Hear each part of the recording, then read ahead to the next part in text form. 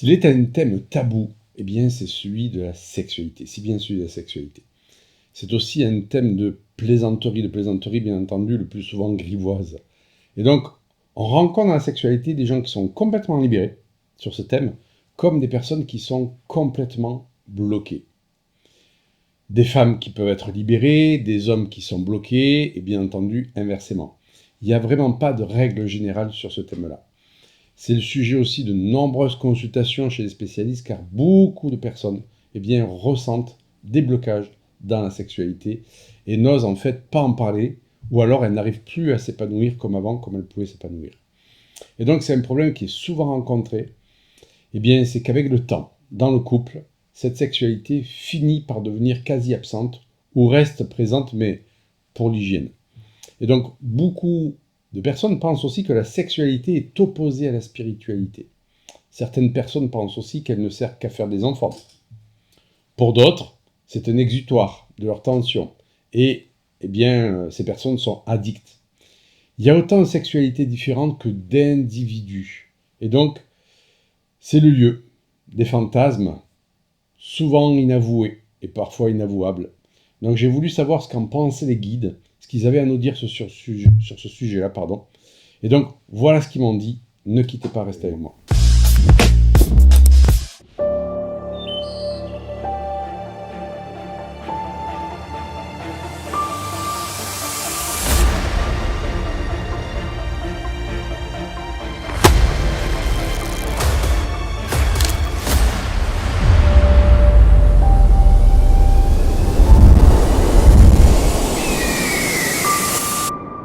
La sexualité doit être une voie d'éveil et de connexion au divin. Mais pas comme la plupart la pratiquent, de manière automatique, sans amour, avec frénésie, par compulsion, par désir de garder l'autre, ou de le posséder, de le contrôler, de la servir. La sexualité, c'est le siège de toutes les projections que l'on peut avoir dans la relation avec l'autre. Alors, il est évident que les guides n'allaient pas me donner des positions spéciales pour débloquer la sexualité ou avoir plus de plaisir. Dommage, vont me dire certains ou certaines. Il fallait s'attendre à ce que les guides donc, nous donnent des enseignements plus profonds. La sexualité, c'est aussi le miroir de la relation avec soi-même et en prolongement de la relation que l'on a avec l'autre. Pour les guides, il n'y a pas de notion de bien ou de mal à ne pas avoir la sexualité qui nous permet d'évoluer. Il y a une notion de respect qui est essentielle et surtout d'évolution. Quelle est la sexualité qui nous permet d'évoluer? Et donc, je vais vous parler uniquement de celle-ci dans cette vidéo. Alors, hommes et femmes fonctionnent différemment. C'est merveilleusement illustré dans le fameux livre « Les hommes viennent de Mars et les femmes de Vénus » de John Gray. Déjà, on sait bien que les hommes ont tendance à avoir plus de difficultés à ressentir et à exprimer leurs émotions que les femmes. Alors, ils nous disent quoi là-dessus? L'énergie de l'homme a été bloquée, refoulée, parce qu'elle s'est arrêtée après s'être élevée du premier centre énergétique au second. Le centre des émotions n'a pas été activé chez les hommes, car on a élevé un homme pour qu'il soit fort. Un homme ne pleure pas, un homme ne se plaint pas. Cela fait partie de l'expérience qui se déroule depuis des millénaires. L'énergie féminine, qui sent les choses et apporte la vie, et qui représente la créativité, elle a souffert pendant des millénaires du pouvoir masculin qui a voulu mener le monde sans avoir de sentiments. Et on va voir pourquoi. Ainsi, la femme porteuse de vie, de la magie, de l'intuition, dans les temps anciens, a été contrainte de ne plus y avoir recours. On sait que nombre de cultures autochtones qui vivaient en étroite relation avec la Terre et qui connaissaient les mystères de la vie, étaient d'une polarité très féminine. La femme est par nature porteuse des émotions et des sentiments. Car on ne peut pas apporter la vie sur la Terre et ne pas ressentir l'importance de cette dernière, c'est impossible. Et c'est vrai que lorsque vous ne pouvez sentir la vie, celle-ci, elle va avoir moins de valeur à nos yeux. Lorsque vous sentez la vie et que vous participez donc à la création, à la naissance, à la délivrance de la vie, vous connaissez son immense valeur. Et donc, la culture patriarcale a pris ses distances avec tout ce qui touche le processus de donner la vie, de la naissance, au cours des derniers millénaires. Pourquoi? Eh bien, afin de pouvoir faire la guerre, tout simplement. L'énergie masculine est extrêmement coincée par rapport à ça. D'un point de vue général, l'énergie des mâles de l'espèce humaine est bloquée, donc je l'ai dit, dans le second chakra, dans le second centre énergétique. Car si elle était montée dans le centre des émotions, eh bien, il n'aurait pas pu faire la guerre. Donc, il y a eu un blocage à ce niveau-là. Quant à la femme, elle est bloquée au niveau du 5e centre énergétique, au niveau de la gorge, parce qu'on l'a obligée à se taire durant des millénaires et à se soumettre à ce pouvoir masculin. La clé, c'est donc d'éveiller ces deux polarités en son sein. Pour se rencontrer, les femmes vont donc devoir ouvrir leur chakra de la gorge et se donner la permission de dire sans peur ce qu'elles pensent. Fort heureusement, c'est ce qui se fait de plus en plus depuis ces dernières décennies. Mais cela ne doit pas se faire dans la haine du masculin ou avec la force de ce dernier, mais bien avec la force et l'identité du féminin. Quant aux hommes, notre défi pour se comprendre, les femmes et les autres hommes, eh bien, il consiste à sentir, à laisser nos émotions faire partie de notre expression de la sexualité. Beaucoup d'hommes éprouvent de grosses difficultés avec les femmes en ce moment. Et c'est vrai que beaucoup d'hommes avouent ne plus comprendre les femmes qui en fait réclament un pouvoir basé sur la force du masculin. Les femmes rendent les hommes fous. Pas de hasard, c'est une étape nécessaire pour remettre en cause le pouvoir et la suprématie masculine. Mais les femmes ne doivent pas rester dans cette voie d'affirmation. Non pas qu'elles ne doivent pas s'affirmer, mais pas dans cette voie. On l'a vu, l'homme, il a réprimé ses émotions afin d'imposer sa domination sur la planète. Donc, il a été capable d'imposer par sa volonté, par la force, par la terreur, par la guerre, de tuer parce qu'il s'est coupé de son centre émotionnel. La femme, elle a vu son centre de la parole se fermer afin de laisser l'opportunité donc au mâle d'avoir le contrôle de ce système. Eh bien, fort heureusement, la femme, comme je l'ai dit, a commencé ces dernières décennies à ouvrir son chakra de la gorge, de s'exprimer en société. C'était pas trop tôt, vous allez me dire, et vous avez raison. Le problème, c'est que dans cette volonté de récupérer leur pouvoir face à l'homme, bien des femmes, en fait, en sont venues à fermer leur centre des émotions, tandis qu'elles ouvraient leur centre de la parole. Et donc, beaucoup ont commencé à vouloir emprunter le pouvoir masculin et à se masculiniser. Et cette fausse route, en fait, crée le fossé entre l'homme et la femme, et bien de plus en plus, parce que les hommes comprennent de moins en moins les femmes, et tout ça à cause d'une réaction de colère vis-à-vis de l'homme. Mais cela n'aide pas l'homme à s'ouvrir aux émotions, c'est bien le contraire. Donc il est inévitable que les hommes devront ouvrir leurs émotions pour évoluer et comprendre la femme. Les femmes, quant à elles, doivent redéfinir l'idée de ce qu'est leur force, leur pouvoir, de la même manière que les hommes doivent découvrir ce que cela signifie pour eux que d'être en fait vulnérables en tant qu'hommes, eh bien les femmes doivent trouver ce que cela signifie pour elles en tant que femmes que d'être fortes. Donc la femme doit affirmer son propre pouvoir à la manière des femmes plutôt qu'à la manière des hommes. Et on va voir ce qu'il en est. Elles doivent maintenant développer, je dirais, une véritable force émotionnelle. C'est donc utile de reconnaître toute la richesse de la force féminine. Et c'est quoi? L'intuition, la réceptivité, la créativité, la compassion, la persévérance, l'amour, la capacité de nourrir et de protéger. C'est toute la richesse de l'identité féminine qui a été depuis si longtemps discréditée. Donc si vous êtes une femme, eh bien cette essence, elle vous habite en votre sein naturellement. L'homme et la femme sont destinés à se compléter mutuellement, non plus à s'opposer l'un et l'autre. Et c'est là que commence la sexualité. Avec le contrôle que les hommes et la société patriarcale ont exercé sur cette planète, et avec l'écrasement du pouvoir féminin, la séparation en fait a été le thème dominant et l'émotion a été rejetée, considérée comme mauvaise et réprouvée.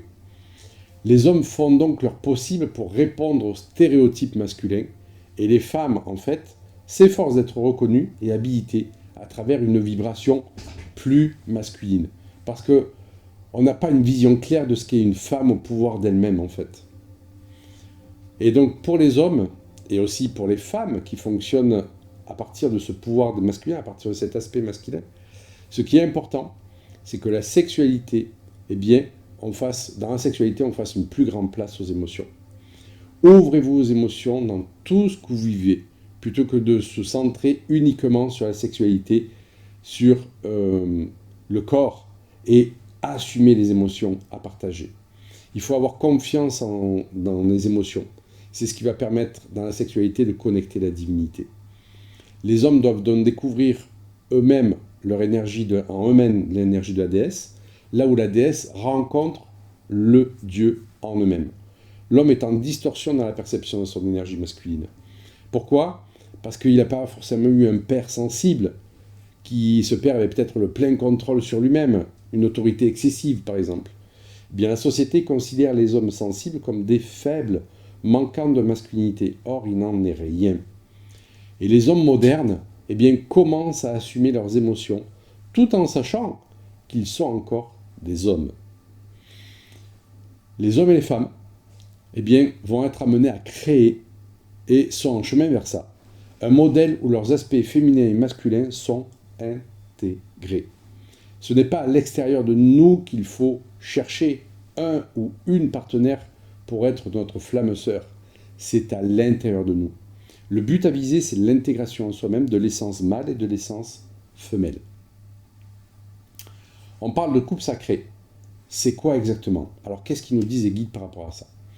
Vous l'avez compris, donc ce couple sacré, c'est déjà de le faire en soi pour pouvoir rencontrer le sacré de l'autre. Les personnes ayant réussi cette alchimie, parce que c'est vraiment une alchimie, cherchent à entrer en contact avec d'autres personnes entières dans des relations qui vont être fondées sur la confiance, le désir, le choix, l'écoute, la bienveillance. Les relations ne sont pas fondées sur le besoin d'avoir quelqu'un dans sa vie pour combler un vide, pour combler un manque, pour se sentir validé, pour la servir, le contrôler, l'humilier.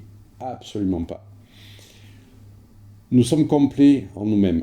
Et en fait, nous fonctionnons avec une autre personne qui est complète en elle-même quand on a fait ce couple sacré. Et c'est cette complétude qui est partagée avec l'autre.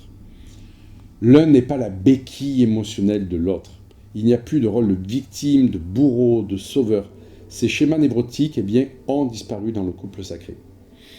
Et donc, lorsque vous faites couple avec cette flamme sœur à l'intérieur de vous, cette partie masculine pour une femme et féminine pour un homme en nous-mêmes, eh bien, on reconnaît alors la partie en nous qui est intuitive, sensible, créative, connectée à la magie et à l'invisible, respectueuse de la vie, de la liberté. Tout aussi bien que la partie en nous qui est puissante, rationnelle, intellectuelle. L'une connectée au plan spirituel et l'autre connectée au plan terrestre. Eh bien, lorsque ces deux énergies sont unies en nous, nous attirons quelqu'un qui possède les mêmes qualités. Et ça, c'est important à retenir. Vous attirerez automatiquement vers vous des gens qui sont dans cette complétude et qui veulent la respecter chez l'autre. Et cela va se faire, mais sans effort, sans aucune demande. Vous serez capable de vous brancher l'un dans l'autre à partir d'un désir et d'une reconnaissance mutuelle partagée. Et non à partir d'un besoin. C'est cela la grande différence.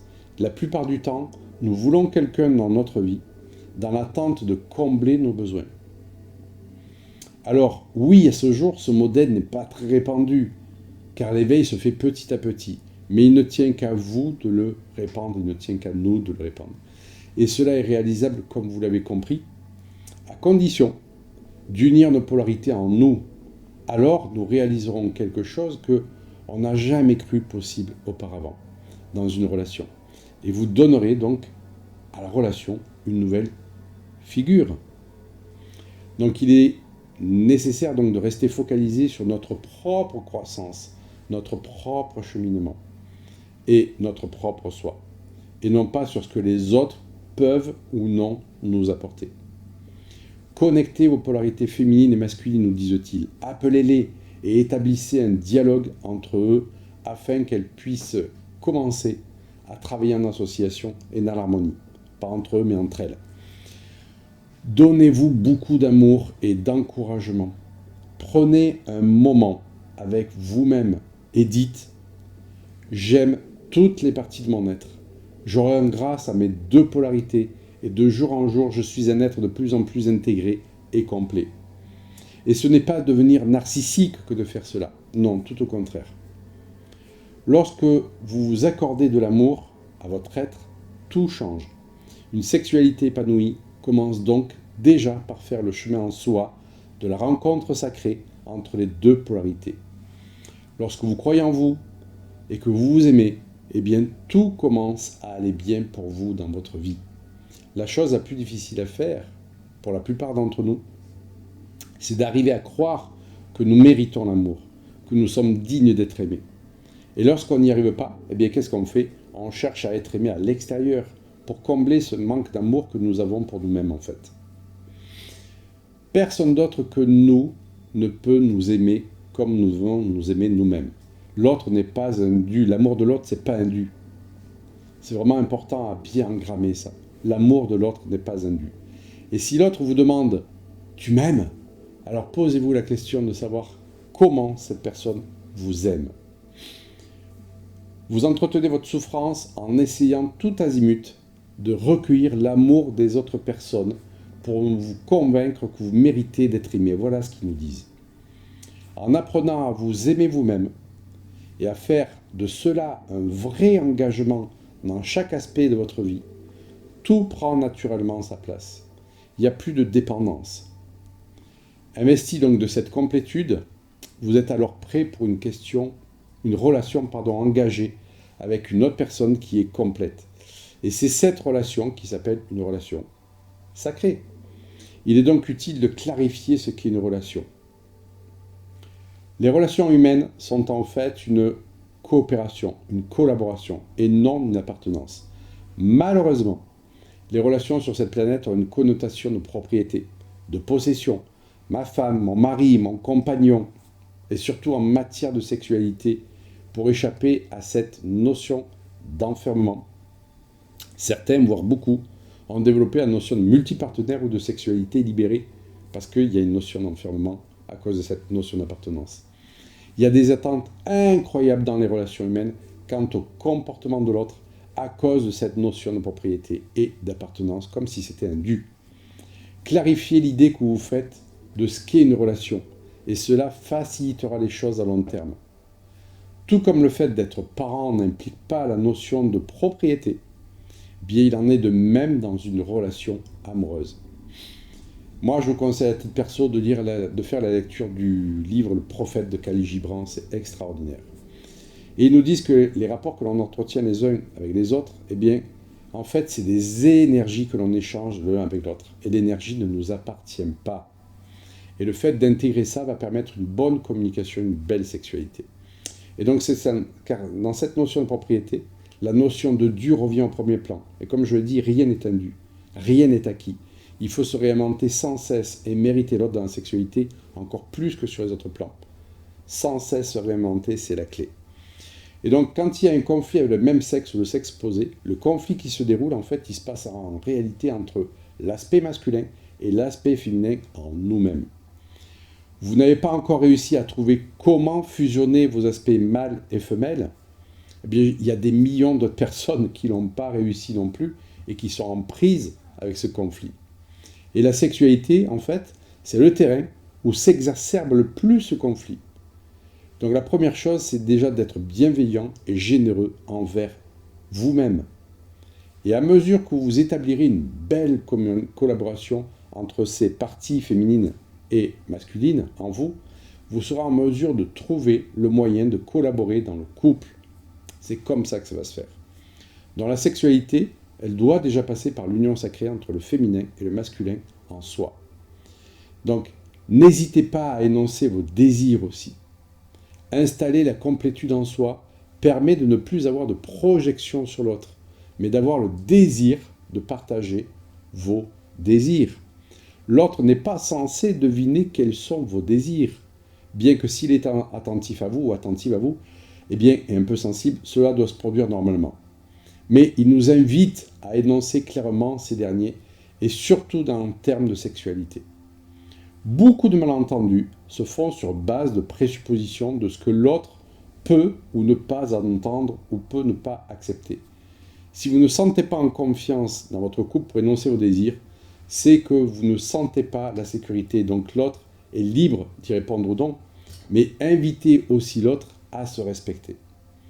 On rencontre souvent dans des couples des partenaires qui veulent faire plaisir à l'autre, mais ne prennent pas plaisir eux-mêmes à faire telle ou telle chose. Cela doit être aussi énoncé. Effacez de votre esprit cette notion de tabou. Elle appartient aux générations avant vous ou à votre éducation. S'aimer, c'est aussi reconnaître ses envies, ses fantasmes. Partagez vos fantasmes avec votre partenaire et si cela n'est pas possible pour vous, eh bien posez-vous la question du choix de partenaire. Car l'amour, en fait, c'est le non-jugement. C'est l'intégration complète de ce que l'autre peut nous dire. Prenez votre place et non celle de l'autre aussi. On rencontre de plus en plus de couples dont la polarité, en fait, est inversée. Et donc, si on reprend ce qui a été dit auparavant, la femme s'est masculinisée, et beaucoup d'hommes n'ayant souffert, je dirais, d'une autorité excessive enfant, peuvent aussi se placer à nouveau sous l'autorité de leur femme. De ce fait, on dit que la femme porte la culotte. Et je ne dis pas qu'il faut reprendre le modèle patriarcal, non, surtout pas. L'homme dirige et la femme obéit, sûrement pas. Loin de là. Mais tomber dans la situation inverse, c'est pas non plus équilibrant. Et souvent, ces couples pensent s'équilibrer, mais c'est un équilibre où chacun ne peut s'épanouir, puisque ni l'un ni l'autre n'est à sa bonne place. Et l'on voit de plus en plus de couples dans cette situation, où la femme a pris la place de l'homme, et se plaint ensuite d'avoir un enfant supplémentaire à la maison. Et dans la sexualité, eh bien, il ne peut pas y avoir d'épanouissement. Pourquoi? Parce qu'on ne fait pas l'amour avec son enfant. La femme doit donc accepter de ne plus contrôler, d'être responsable pour tout, afin de laisser l'homme reprendre sa place, comme l'homme doit reprendre son pouvoir, afin d'alléger la tâche de la femme. Et la dernière chose, c'est d'honorer le Dieu et la déesse. On vient de voir que pour installer cette complétude, nous devions honorer le Dieu et la déesse en nous. Et bien dans la sexualité, il s'agit aussi d'honorer le Dieu et la déesse qui est en l'autre. Alors comment on fait? La sexualité, la jouissance ne doit pas être un but en soi, mais la conséquence naturelle de tout ce qui a été installé avant, en amont. La première chose, c'est le jeu. Vous devez jouer dans la vie, jouer avec vous-même, jouer avec l'autre. Le jeu est très important dans la sexualité, c'est une manière d'instaurer la confiance. Et pour cela, le tabou doit disparaître. Chacun trouvera sa manière de jouer avec l'autre, de lui dire aussi comment il aimerait jouer avec l'autre. Et laissez agir votre imagination. La caractéristique du jeu, en fait, c'est d'impliquer l'imagination. L'imagination dans la sexualité, elle est primordiale. Ne cessez de jouer avec l'autre. Et si vous n'avez jamais joué en couple, vous n'avez jamais fait depuis longtemps, alors mettez cela en place. Et le jeu peut être à travers le regard, la plaisanterie, la gestuelle. Vient ensuite la douceur, la sensualité. À travers la caresse, le massage par exemple, instaurer un contact différent avec le corps de l'autre. Caressez l'autre comme si vous caressiez un dieu ou une déesse. Et la sexualité sera la conséquence de tout ce qui a été mis en place avant. En cela, elle revêt un caractère sacré. La sexualité, comme il a été dit, c'est le terrain intime qui révèle votre manière de communiquer avec vous-même et puis avec l'autre. Cette sexualité, c'est une voie d'éveil, quand l'un et l'autre atteignent cette complétude. Et ce n'est plus un enjeu pour récupérer de l'énergie par rapport à l'autre. Alors elle a fait l'objet de nombreuses pratiques, telles que dans le tantrisme, le taoïsme, avec des respirations spéciales, où l'homme va essayer de retenir son éjaculation, va faire monter l'énergie de la Kundalini, etc., etc. Le plus important à travers tout ceci, c'est l'amour qui permet d'atteindre en soi et chez l'autre, eh bien, cette complétude. Et là, en cela, la sexualité devient une voie d'éveil. Alors ces pratiques, elles sont super intéressantes, mais elles ne restent que des pratiques si la complétude n'est pas installée en soi dans cet amour. De ce fait, Si vous désirez trouver le bon partenaire, avoir une sexualité épanouie, qui vous permette d'accéder à d'autres espaces, relancer votre sexualité, eh bien, mettez-vous en chemin vers cette complétude à l'intérieur de vous. Il y a trop d'attentes à l'extérieur. Et donc, il est temps de souffrir à cause des divergences entre hommes et femmes qui ont été créées, en fait, d'accord, pour se protéger. Mais il est temps maintenant de venir se compléter en trouvant cette complétude à l'intérieur de nous, afin d'un jour d'arrêter, de cesser de nous opposer. Donc c'est vraiment ce conseil-là qu'il nous donne, c'est maintenant arrêtez de fixer à l'extérieur toutes les attentes que vous avez dans la sexualité, de voilà, l'autre ne vous comble pas dans la sexualité, l'autre est bloqué, l'autre il a ci, l'autre il a ça. Tout ce qui se passe à l'extérieur, c'est le reflet de ce qui se passe à l'intérieur, c'est-à-dire comment j'en suis, à quel point je suis de cette complétude en moi entre le masculin et le féminin. Est-ce que mes deux aspects sont intégrés? Est-ce que j'accepte la partie sensible, sensitive, émotionnelle, intuitive, comme j'accepte la partie rationnelle, intellectuelle, etc. C'est de cela dont viennent nous parler nos guides. Voilà, donc j'espère que eh bien, cette vidéo vous aura éclairé. J'ai essayé de transmettre le plus clairement possible ce que j'avais reçu par rapport à cette sexualité. Je voulais savoir un peu le regard qu'ils avaient là-dessus. Vous avez vu qu'il n'y a pas de notion de bien, de mal. Il y a notion d'assumer ce que l'on est et de communiquer avec l'autre de nos fantasmes, de nos désirs, de nos blocages et d'avancer comme ceci en ne perdant pas de vue que l'autre n'est pas un dû, l'amour de l'autre n'est pas un dû et ce n'est pas à l'autre de venir nous combler. C'est en nous-mêmes déjà qu'il faut trouver cette complétude et cette comblétude, si on peut dire. Voilà, j'espère que cette vidéo vous a éclairé. En tout cas, avec grand plaisir que je vous retrouve pour les autres. Prenez soin de vous. Ciao, ciao.